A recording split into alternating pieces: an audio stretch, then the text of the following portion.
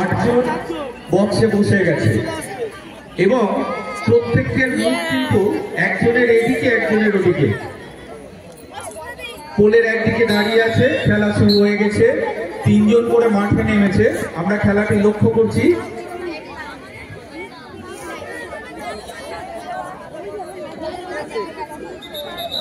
Foul হয়ে গেল। এই খেলাটা মাঠে একজন পড়ে আছে, এটাও আউট হয়ে গেল।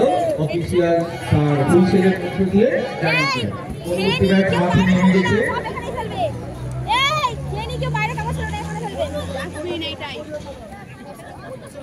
ফাউল হয়ে গেল।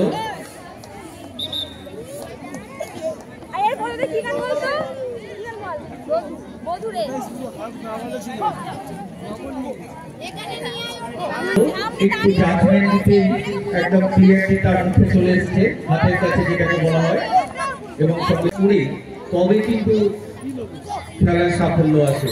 অত সহজে সাফল্য আসে না। যারা দেখে ভাবছে এই তো বসা ওঠা আবার ফো দিলে দৌড়ানো, এটা অত সহজ নয়। যারা ট্রেনিং দিয়েছে এই 6 দিনে এই ক্যাম্পে, তারা অনেক কসরত করিয়েছে ছেলেদের। ফাউল হয়ে গেল। তারপরে আপনাদের সামনে এই খেলাটি তুলে ধরতে পেরেছে।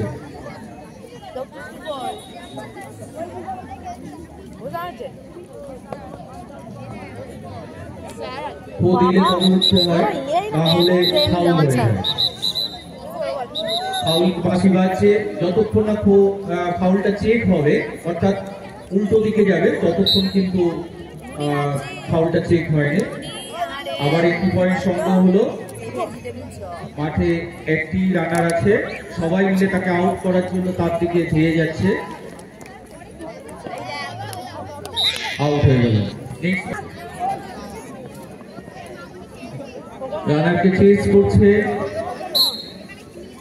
অফিসিয়াল, রানারকে আউট অফ ফিল্ড, অর্থাৎ যে মাঠটার মধ্য দিয়ে খেলা হবে তার বাইরে চলে গেছে বলে তার সিগন্যালের মধ্য দিয়ে জানিয়ে দেওয়া হলো যে তুমি মাঠের বাইরে চলে গেছো, আউট।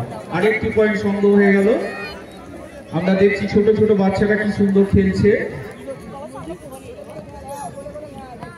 অত সহজ কিন্তু নয় যে গোলে গেলেই কিন্তু তাকে আর আউট করতে পারছে না, আর এইভাবে গোলে গোলেই খেলতে হয়। এর নাম হচ্ছে সিঙ্গেল চেঞ্জ, অর্থাৎ রানিং প্রসেস। যারা রানার খেলছে, দৌড়ে দৌড়ে খেলছে, তাদের একটা ফাউল হয়েছে। ফাউল হওয়ার সাথে সাথে যেদিকে যাওয়া হচ্ছিল তার উল্টো দিকে গেলে ফাউলটি চেক হয়। যতক্ষণ না চেক হবে অফিসিয়াল কিন্তু বাঁশি বাজাতেই থাকবে।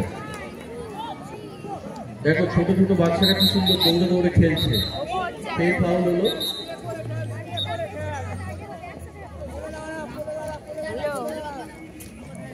ওটা বলে দে দাঁড়িয়ে যেতে হবে, বাম দিকে হেলা। ফাউল হয়েছে।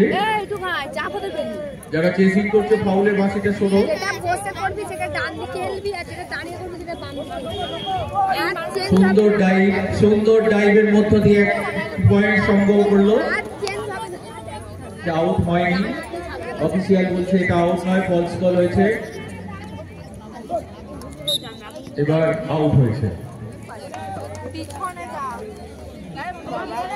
দেখতেই পাওয়া যাচ্ছে খেলার গতি। এরা যদি সারা বছর ধরে প্র্যাকটিস করতে থাকে, সারা বছর ধরে যদি খেলার মধ্যে থাকে, তাহলে